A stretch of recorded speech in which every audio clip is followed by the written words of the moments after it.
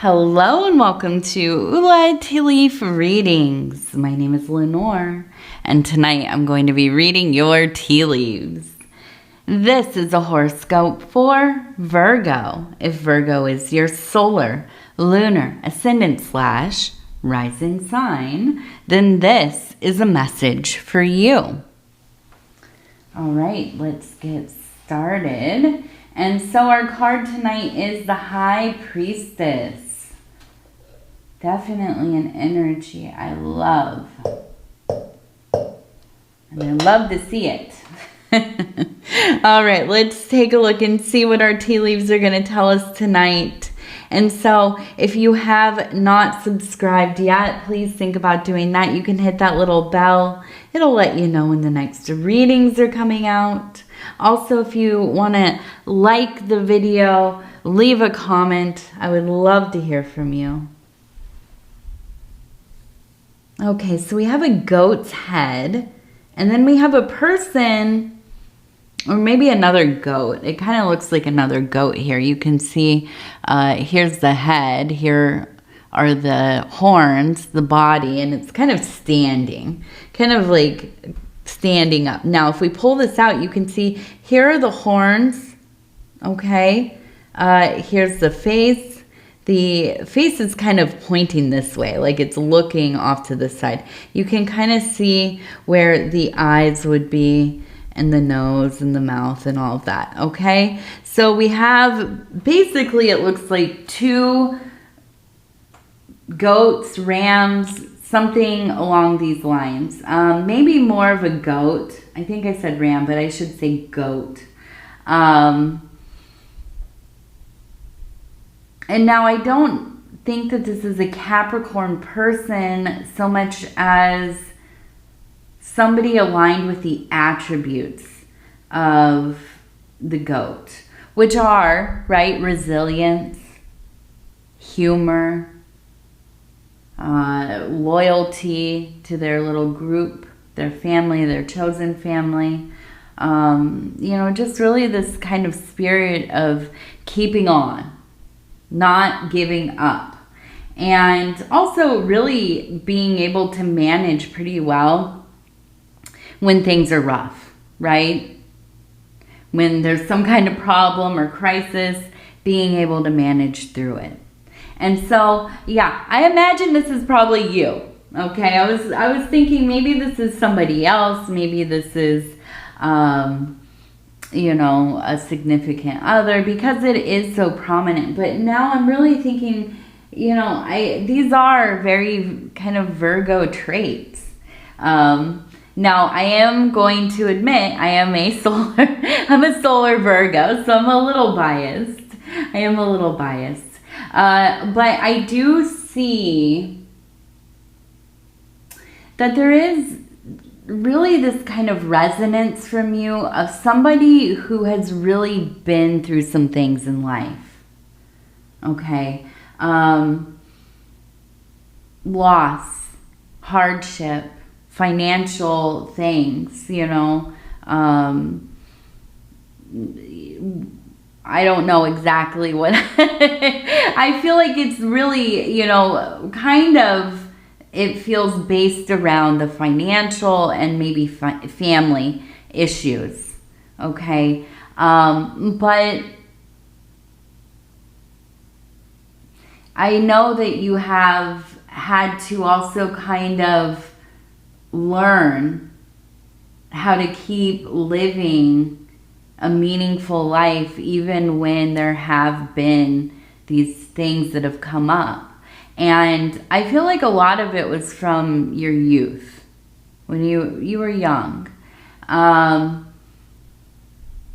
really learning those behaviors, learning how to manage your life, maybe from people who didn't really give you all the tools that you needed, okay?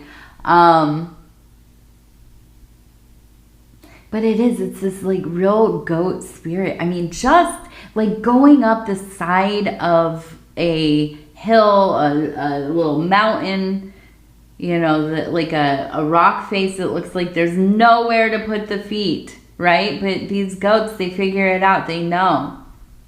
They know that they're not going down, right? There's only one way. They're going up. And I feel like you've worked so hard to make something of your life, to have something for yourself, to feel like you maybe broke a cycle, you know. And maybe it is that you were like the first one that went to college, or, you know, you're breaking kind of the generational curse that is poverty, or you know, addiction, or health issues, or whatever it is. And this goat, it just comes through so clearly to me. And because it's not, it's standing, but it's also the face, I just feel like it's almost kind of like, look at me closer, right? Zoom in. Because you're a powerful being. You have very much the Queen of Wands energy, right? One that has been tempered, that is made so tough in the fires, in the ordeals. And that's not to say that you are uncaring, or you are cold, or you're mean-spirited because you've been through a lot. No, I think that you remain somehow in this duality of going through hardship, really becoming somebody who is so resilient, but then at the same time very soft and nurturing. Not afraid to love. Not afraid to put yourself out there. Because you know, that's what life is about. Finding love. And I don't just mean romantic. I mean love for family, for yourself, for the divine, or whatever it looks like for you in the spiritual realms.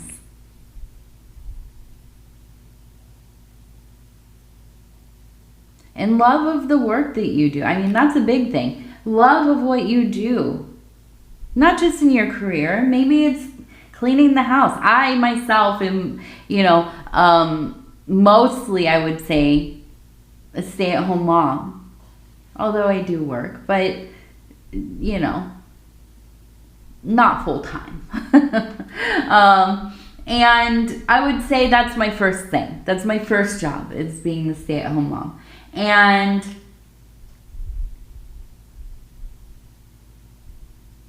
I never thought that I would love cleaning. And I don't every time, right? But there are things that we find in life that it brings us, I don't know, a little bit of joy. I have a lot of joy being able to take care of my family.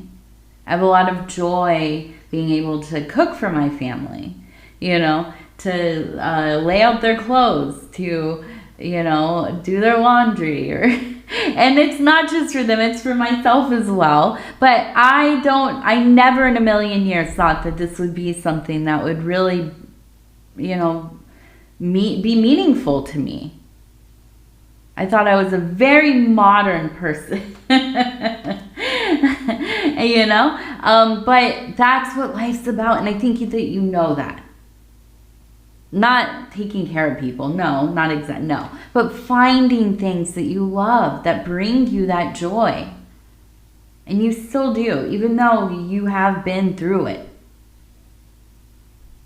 Now, let's keep going. We spent a lot of time on that. Now we have the Sacred Heart. Okay, we also have within the Sacred Heart, which is really interesting actually to me, the idea of this, the Four of Discs, you can see here, okay, the tarot card, right? We also have the Sacred Heart here with the fires on top. Okay. Now, the Sacred Heart is a symbol that is used in Catholicism, right? And maybe it's used in other.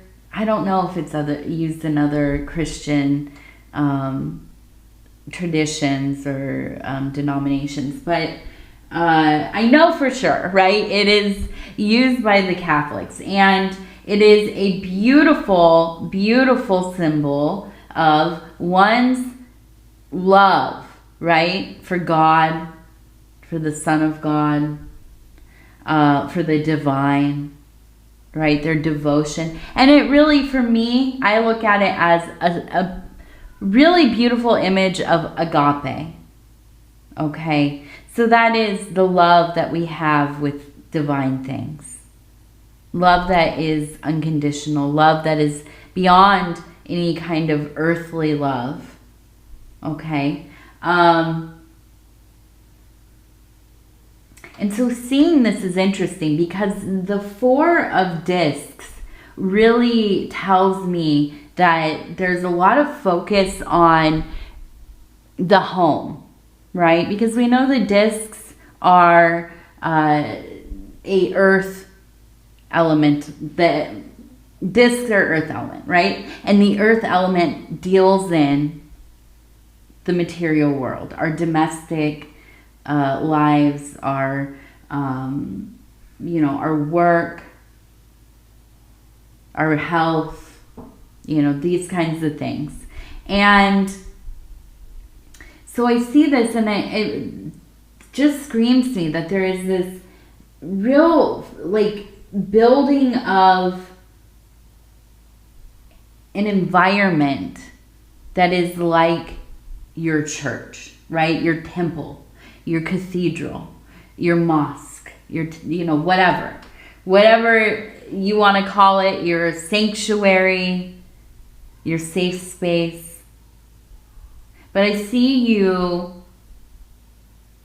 really, I feel like it's like prioritizing yourself and your spirituality, your wellness.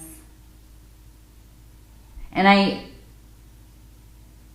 just feel like it's this activation, this overflowing of faith and grace and belovedness and this agape. And you're devoted to the work that you're doing. And I think that this is something that is so meaningful to you. And if this is something that you don't know how to begin, or you feel like, maybe I don't have any background in religion or spirituality or the occult or magical practices, and I don't know where I would even start. I don't, and there's a lot of us like that, right? I didn't grow up particularly religious at all, really. I grew up around spirituality and art. Art was a big thing. So that art and spirituality are just, and you can maybe tell by my readings sometimes, they merge it. There's no, they're not two different things. But I'll tell you that when I became serious about my work, and I would say maybe not just the spiritual path, but the work in the occult and within magic, I almost felt like I wasn't supposed to be there, right?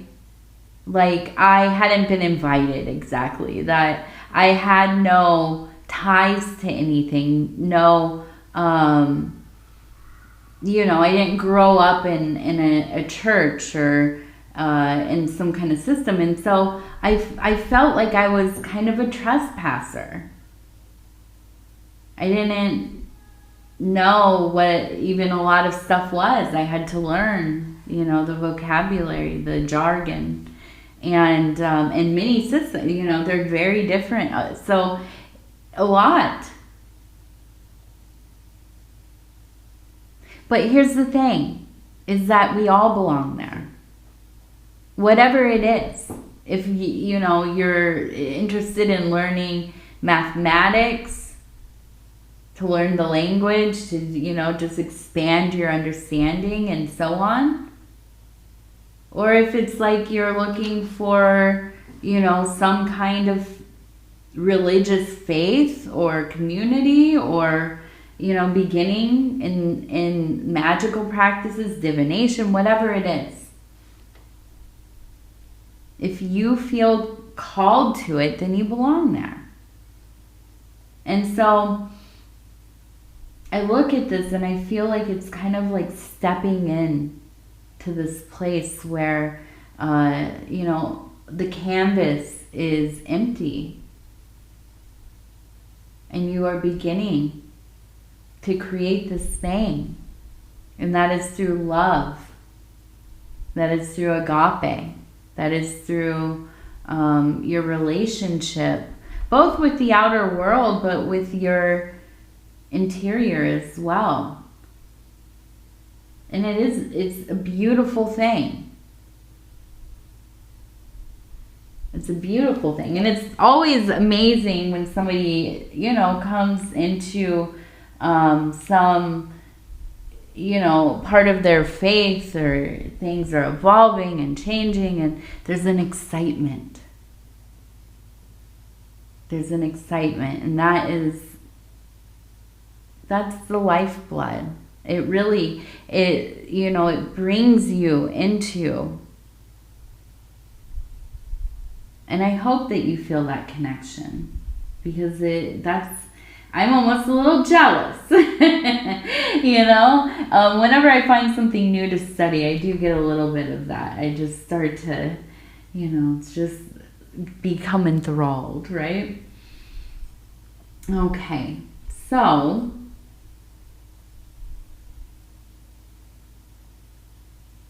it looks like maybe a family member. I'm almost wondering if this is one of your adult children, grandchildren, something like this. It looks like they are maybe divorcing, maybe breaking up, maybe they did something that got them in trouble within their relationship. But I see a shoe kind of kicking this person out. Now we have two homes, and we have kind of this feeling of moving. Okay, so I feel like with them maybe getting kicked out, or, you know, they need a break, they're separating, whatever it is, maybe coming to stay with you. Okay, or there will, you know, maybe they're gonna ask. I don't know. Maybe that's not cool with you. You say, oh no. But I think that this is something that's gonna come up here, asking for some kind of assistance. But it does feel like kind of this, can I stay with you? Can I stay with you? And I don't know. How are you gonna feel about that?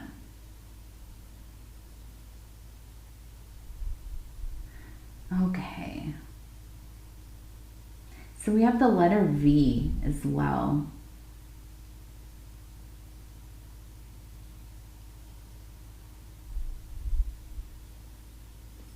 Okay. Now, I am going to, what are we going to do? We're going to do our Oracle of the Radiant Sun. I took like one day off of doing readings, and I feel like I haven't done readings in a million years. I got out of my flow of things a little bit.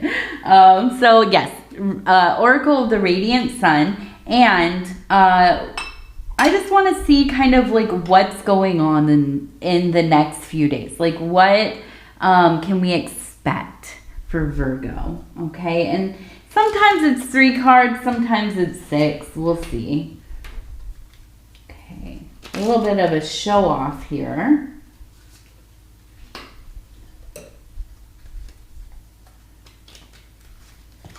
Practicality, power. So we have ostentation, practicality, and power. We're gonna do 3 more. Escape, extremism. All right, and one last one. Charity. Okay. So, I feel like this could really be somebody at odds with you, Virgo. Somebody that's like really showy, kind of obnoxious. I mean, just like not your cup of tea. They just seem like everything they're doing seems like a put on. It's just too much, too much. You're a practical person. We are. As Virgos, we're just practical people. We can't help it. It's just what we are. And I feel like, I almost feel like when you're around this person, it's almost uncomfortable because for you, it goes against any kind of, like the way that they live and talk and, you know, what they like fill their lives with. It just goes, it's at odds with how you yourself kind of measure your own success and power and control of your own life and all of these things. And so I feel like when you get in a situation with them, it's kind of like it's not that you're judging them, and that's not what I mean, but I think it's almost uncomfortable because it's just so far out of your like frame of reference, right? And so I also feel like we have escape and extremism. And I feel like it's almost kind of like this person lives in their own head a lot, right? And so do we as Virgos. But I almost feel like there's this feeling of them living in a fantasy, or not even just a fantasy. Like they're perceiving the world very differently than you. Okay. And I think that for you, you're just, every time you're around them, you just want to leave. And I almost wonder if this is maybe a sibling or somebody that like you've been around quite a bit. Maybe you work with them. I don't know. But it's like you're put in these situations. It's not bad enough where you like absolutely can't be around them, but you rather not be. Right? And so you limit how often you have to be. And when you're there, you just want to leave. You just want to leave. Right? And with the charity, I don't know. I think that really just like speaks to your ability to kind of, you know, I don't know, treat people with respect and have a conversation with them and treat them like a human being, you know, even if you don't favor being around them. Like, you're not going to go super deep or anything, but you can be cordial, right? And I'm not saying that it's like you're so charitable to this person. But yeah, I think that you are pretty charitable to other people as far as like you're willing to endure a little bit of discomfort, you know? And so, yeah, I don't know. This person seems to be kind of maybe coming around, right? Because they are showing up in the oracle cards, but kind of, I feel like you're anticipating it. Maybe it's because the holidays are coming up soon. Oh my goodness. When we're all thinking about, how those play out. Whatever holidays that you celebrate, however you celebrate them, if they involve other people, we can't help but kind of consider, how's this going to go? So let's take a look at our lucky numbers. We're going to do 3 of them. Okay, that one is 16, number 16. I'm trying to do it a little more soft because, and that one's 99. 16, 99, because I keep hitting this stuff and knocking things over. And 90, 16, 99, and 90. All right, and then we'll just do our inner child oracle to kind of punctuate the reading. And we'll just flip through, stop where it feels right. And this is number 42, and it says, you deserve to be seen. Let yourself be known. You deserve to be seen. Let yourself be known. All right. Okay, Virgo, I want to tell you I love you because I do, and I thank you so much for spending this time with me. It is always such an honor to be able to bring these messages to you. And if you would be so kind as to like the video, it really does help the channel. And if you have not subscribed yet, please think about doing that. You can hit that little bell. It'll let you know when the next readings are coming out. It is free to subscribe. Also, if you'd like to leave a comment, I'd love to hear from you. All right. With that, I'm going to tell you again, I love you, I love you, I love you. Take care of yourself. We'll talk in a few days. Good night.